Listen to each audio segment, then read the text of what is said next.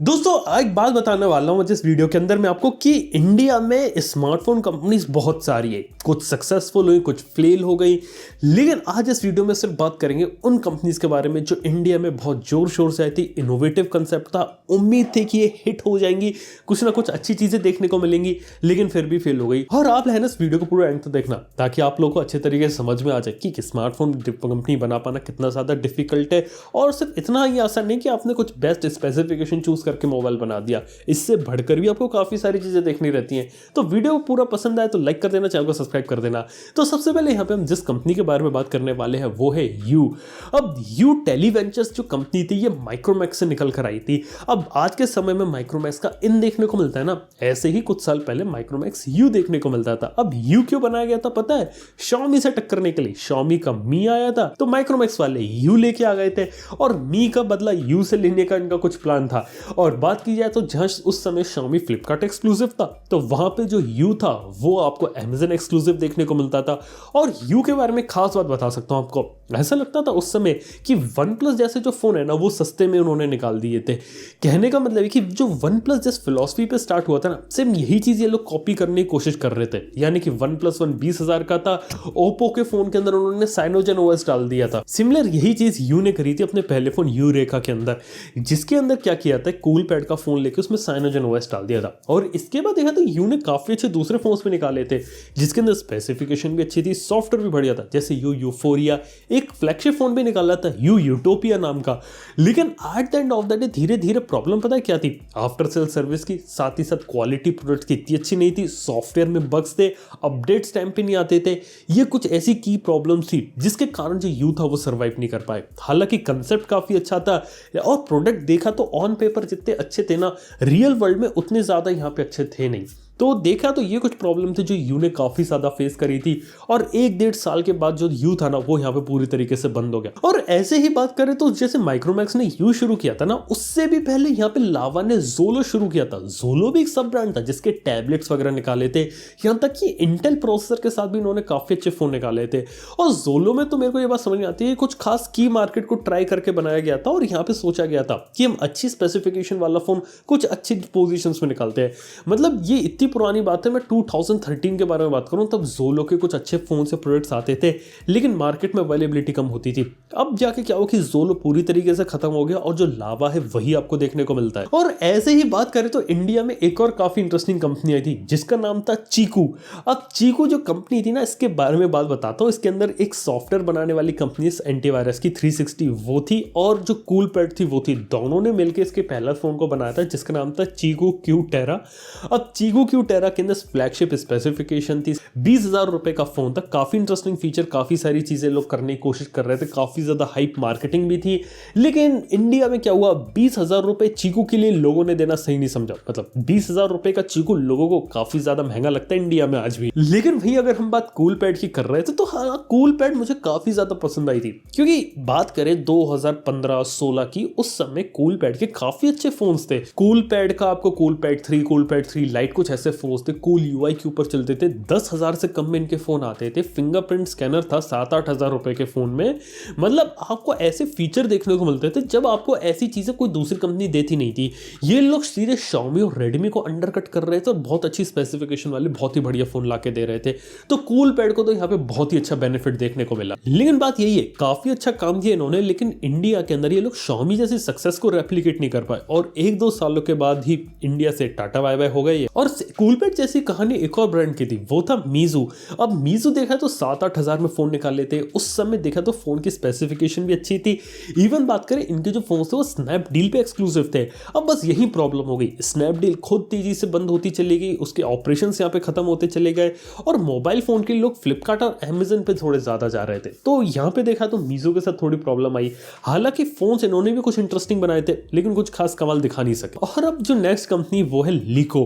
अब Eli TV लीको देखा तो इसे हम Xiaomi किलर कह रहे थे। और इस कंपनी के अंदर आपको वो सारे फीचर देखने को मिलते थे फ़ोन में जो फ़ोन को काफ़ी ज़्यादा एक्साइटिंग बनाते थे। मतलब उस समय जब इस कंपनी के प्रोडक्ट्स आए थे, फ़ोन आए थे, तो इतनी अच्छी क्वालिटी के फ़ोन्स थे, इतनी अच्छी स्पेसिफिकेशन देखने को मिल रही थी कि लोग भी सोचते थे कि इतना अच्छा प्रोडक्ट इतने कम दाम में आखिर मिल कैसे रहा है। मतलब आज से 5 साल पहले की मैं बात कर रहा हूँ।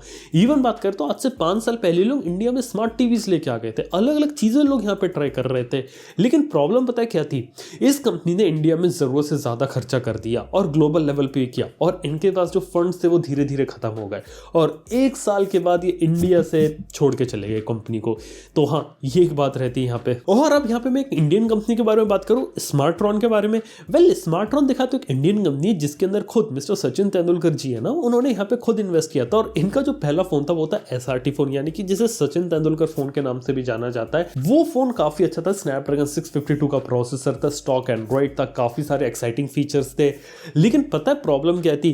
कि एक फोन निकाल के आप मार्केट में हिट नहीं हो सकते। और ये बात स्मार्टट्रॉन को पता चल गई थी कि पहला फोन निकाला, सचिन तेंदुलकर जी का नाम भी लगा था यहाँ पे, लेकिन इतनी बड़ी बैकिंग होने के बावजूद भी ये फोन मार्केट में हिट नहीं हो नहीं पाया। और इसके बाद ये जो कंपनी है ना, ये अपने दूसरे मॉडल्स के ऊपर चली गई, जहाँ पे इलेक्ट्रिक व्हीकल्स, इलेक्ट्रिक बाइक्स, ये सब बनाने लगे। स्मार्टफोन वाला जो बिजनेस था ना, ये लोग कुछ फोन्स लेकर आए, उसके बाद ये लोग भी यहाँ पे बंद हो गए। सिमिलर ऐसी कहानी फ्लिपकार्ट के एक और ब्रांड के साथ थी जो था बिलियन। एक जमाने में बिलियन काफी जोर शोर से आया था, फ्लिपकार्ट ने इसे प्रमोट किया था कि ये काफी अच्छा ब्रांड है, इसके अंदर कमाल की स्पेसिफिकेशन वाला फोन देखने को मिलेगा। बिलियन कैप्चर प्लस इनका फोन था, स्नैपड्रैगन 625 तक कमाल की स्पेसिफिकेशन थी, स्टॉक एंड्रॉइड था, और ये भी बोला गया था मेड इन इंडिया फोन है, काफ़ी अच्छी चीज़ है। लेकिन पता है प्रॉब्लम क्या थी? कि फ्लिपकार्ट का काम जो है वो सामान बेचना है, फ़ोन बनाना नहीं। और यहीं पे प्रॉब्लम हो गई। उन्होंने एक फ़ोन तो अच्छा बना दिया, सॉफ्टवेयर सपोर्ट और जो आफ्टर सेल्स होता है उसके अंदर कमी रह गई, और एक प्रॉपर ब्रांड वैल्यू ना होने के कारण ये फ़ोन मार्केट में चला नहीं। इसके बाद फ्लिपकार्ट को अकल आया, समझ में आ गया कि मोबाइल फ़ोन बिजनेस कंपेटिटिव है, वहाँ पर हम कूद नहीं सकते। उससे बेटर ये है कि हम किसी दूसरी कंपनी का नाम लाइसेंस करके और दूसरे प्रोडक्ट्स बनाए। इसलिए फ्लिपकार्ट ने नोकिया के नाम को लाइसेंस किया और नोकिया ब्रांडिंग के अंदर दूसरे प्रोडक्ट्स निकालना चालू कर दिए। ये यहाँ पे जो फ्लिपकार्ट थी उसने खेल खेला था। और ऐसे ही फ्लिपकार्ट का जैसे बिलियन था ना, वैसे ही अमेजन का टेनोर था। लेकिन अमेजन का डायरेक्टली टेनोर उन्होंने खुद ने नहीं बनाया था, यहाँ पे एक चाइनीज कंपनी थी वो इस ब्रांड को ओन करती थी, और अमेजन के साथ कोलैबोरेशन में फोन को निकाला गया था। टेनोर के भी इनिशियली काफी अच्छे फोन थे, लेकिन सिमिलर फ्लिपकार्ट जैसी कहानी थी, एक ब्रांड वैल्यू ना होने के कारण ये फोन मार्केट में नहीं चला। देखा जाए तो ऑन पेपर स्पेसिफिकेशन अच्छी होने से ही फोन नहीं चलता, फोन के अंदर और भी चीजें होनी चाहिए, after sale service, software support, काफी सारी चीजें। अगर ये सारी चीजें नहीं होती तो लोग ऐसे ब्रांड को ट्रस्ट नहीं करते। लेकिन ऐसी बात नहीं कि इंडिया में ऐसा कोई स्टार्टअप नहीं आया था जिसने स्मार्टफोन बनाने की नहीं सोची। एक बेंगलोर बेस्ड स्टार्टअप था क्रियो, और उनका जो फोन था क्रियो मार्क 1, वो फोन के अंदर उन्होंने कुछ इंटरेस्टिंग कंसेप्ट डालने की कोशिश करी थी। उन्होंने सोचा था कि सॉफ्टवेयर सपोर्ट कोई कंपनी अच्छा नहीं देती, हम सॉफ्टवेयर के ऊपर फोकस करेंगे और हर महीने सॉफ्टवेयर अपडेट से आपके फोन को नया कर देंगे। तो उनकी टैगलाइन ही नहीं थी a new phone every month, हर महीने आपके फोन के अंदर एक अपडेट आएगा, जिस अपडेट के बाद से आपके फोन का look and feel, design change हो जाएगा। काफी इनोवेटिव कंसेप्ट था ये चीज का एग्जीक्यूशन अच्छे तरीके से नहीं कर पाए, अपनी बातों पे खरा नहीं उतर पाए, अपडेट डिलेस हो गए, इसके साथ ही आफ्टर सेल सर्विस की प्रॉब्लम थी, और लोग है ना जल्दी से ऐसे ब्रांड्स को ट्रस्ट करते नहीं है। कोई भी अगर ऐसा इनोवेटिव ब्रांड आता है ना, तो ऐसे लोगों को इनिशियली जो लोग ट्रस्ट करते हैं वो एंथुसियास्ट होते हैं। और अगर ऐसे छोटे छोटे ब्रांड जब ऐसे बड़े बड़े प्रॉमिस करते हैं और अपने वादों पे जब खरा नहीं उतर पाते, तब जो लोगों का भरोसा होता है ना, वो यहाँ से उठ जाता है। और इसी लिस्ट में हमारी एक और कंपनी वो है नेक्स्टबिट। और नेक्स्टबिट ने अपना पहला फोन बनाया था नेक्स्टबिट रॉबिन। ये फोन भी इंडिया में आया था। इस फोन के अंदर खास बात पता है क्या थी? फोन का जो डिजाइन था वो पॉलीकार्बोनेट था, लेकिन प्लास्टिक डिजाइन होने के बावजूद भी काफी स्टाइलिश लगता था। लेकिन दूसरी इंपॉर्टेंट चीज ये थी कि यहाँ पे आपको क्लाउड बेस्ड फीचर थे, यानी कि फोन जो रहेगा वो क्लाउड नेटवर्क से कनेक्टेड रहेगा, आपका जो इंफॉर्मेशन है ऑटोमेटिकली क्लाउड पे बैकअप करेगा, जो एप्लीकेशन आप फोन के अंदर कम यूज करते हैं वो एप्लीकेशन ऑफलोड कर देगा क्लाउड के अंदर, और जब भी आप उसे यूज करेंगे तो क्लाउड से वो डाउनलोड करेगा। तो कहने का मतलब ये था कि स्टोरेज की कभी प्रॉब्लम इस फोन के अंदर नहीं आएगी। इनोवेटिव कंसेप्ट था, नेक्स्टबिट की चीज चली नहीं। फिर रेजर कंपनी आई, उसने नेक्स्टबिट कंपनी को खरीदा और नेक्स्टबिट की ही टेक्नोलॉजी यूज करके रेजर फोन आगे चल के निकाला था। फिर हालांकि रेजर फोन भी है ना, वो भी आगे जाके चला नहीं इतना, वो अलग बात हो जाती है। तो हाँ, इस तरीके से कुछ कंपनीज थी। ऐसे ही दूसरी काफी सारी कंपनीज थी। इनफोकस एक कंपनी का नाम सुना था, एक दो फोन उन्होंने निकाले थे, ये मार्केट में नहीं चले। एक कल्ट नाम की कंपनी आई थी, इन्होंने भी कोशिश करी थी इंडिया के अंदर अपने फोन्स निकाल ली थी, वो नहीं चले। ऐसे ही बात करें इंडिया में पैनासोनिक ने निकाले थे, वीडियोकॉन ने निकाले थे, लेनोवो ने अपने फोन्स निकाले थे। लेनोवो के फोन्स काफी अच्छे थे, K3 Note one of the most successful phone था, लेकिन उसके बाद भी लेनोवो है ना एक पॉइंट के बाद इस चीज को आगे ले जाके बढ़ नहीं पाई। ऐसे आपको स्पाइस मोबाइल्स देखने को मिलते थे, आईबॉल हो गया, इंटेक्स हो गया, यहाँ पे आपको लेमन देखने को मिलता था, काफी सारे स्मार्टफोन ब्रांड से काफी सारी अलग अलग चीजें देखने को मिलती थी। लेकिन इतनी सारी कंपनी, इतने सारे इनोवेटिव कंसेप्ट के बाद भी सक्सेसफुल स्मार्टफोन ब्रांड क्रिएट नहीं हो पाया। अब इसके पीछे एक रीजन बता देता हूं, क्योंकि इतना आसान नहीं है। आप ऑन पेपर स्पेसिफिकेशन लेके फोन को मार्केट में नहीं बेच सकते, या फिर किसी एक रिव्यूअर या फिर रिव्यूअर्स को सिर्फ खुश करके अच्छा स्मार्टफोन नहीं बना सकते, क्योंकि एक स्मार्टफोन को बनने में काफी सारी चीजें हैं। एक सबसे आसान तरीका जो कंपनियों को लगा वो लगा कि अच्छी स्पेसिफिकेशन डाल दो, स्टॉक एंड्रॉइड डाल दो। लेकिन काफी सारे फोन हमने देखे स्टॉक एंड्रॉइड के साथ भी आए, अच्छी स्पेसिफिकेशन के साथ भी आए, लेकिन मार्केट में चली नहीं। कुछ प्रॉब्लम्स यहाँ पे रहती है। पहली चीज होती है ब्रांड वैल्यू। कोई भी आदमी अगर मार्केट में फोन खरीदेगा, ऑनलाइन खरीदे ऑफलाइन खरीदेगा, वो ब्रांड को देखेगा, और ब्रांड विजिबिलिटी काफी इंपॉर्टेंट चीज है। अब उसको अगर उस सामने वाली कंपनी का नाम अगर नहीं पता, वो उस कंपनी का प्रोडक्ट नहीं खरीदेगा। अगर सामने वाले को उस कंपनी का नाम पता चल गया तो काफी ज्यादा चांस है वो खरीद सकता है। तो ब्रांड वैल्यू एक ऐसी चीज है जो मेजॉरिटी कंपनीज यहाँ पे फोकस नहीं कर पाए। दूसरी चीज है सोशल मीडिया प्रेजेंस। जो जितने भी एंथुसिस्ट वाले ब्रांड आपको देखने को मिले थे ना, इन लोगों ने सोशल मीडिया का अच्छे तरीके से यहाँ पे यूज नहीं किया। अगर सोशल मीडिया का अच्छे तरीके से यूज करते तो एटलीस्ट कुछ लॉयल फैन बेस बना लेते जो एटलीस्ट इनके फोन्स को खरीदता। ये चीज यहाँ से मिसिंग थी। इसके साथ ही आफ्टर सेल सर्विस एक सबसे बड़ी प्रॉब्लम है कि आप एक अच्छा फोन तो बना लोगे, लेकिन सर्विस कैसे दोगे यार? इंडिया इतना बड़ा देश है, लोग ऐसे कोनों कोनों से आपके फोन खरीदेंगे। और मान लो अच्छा फोन आपने बना दिया, लेकिन भगवान ना करे अगर किसी के फोन में कोई प्रॉब्लम आ गई, फिर वो लेके कहाँ कहाँ भटकेगा? उसके पार्ट्स मिलने नहीं है, उसका तो 10,000 का तो नुकसान हो गया ना, उसके अंदर कोई प्रॉब्लम आ गई तो सर्विस भी एक ऐसी चीज रहती है जो कि कंपनी को देखना पड़ेगा, स्पेशली स्मार्टफोन्स के अंदर, क्योंकि स्मार्टफोन्स कोई सस्ती चीज नहीं है, काफी महंगी चीज है। ये एक चीज रहती है। इसके साथ ही सॉफ्टवेयर अपडेट भी यार, कि कंपनी एक फोन तो निकाल देती, भले उसमें स्टॉक एंड्रॉइड है, तो उसके अंदर सॉफ्टवेयर अपडेट कब देंगे, अगला एंड्रॉइड का वर्जन कब देंगे, इसके बारे में कुछ पता नहीं रहता।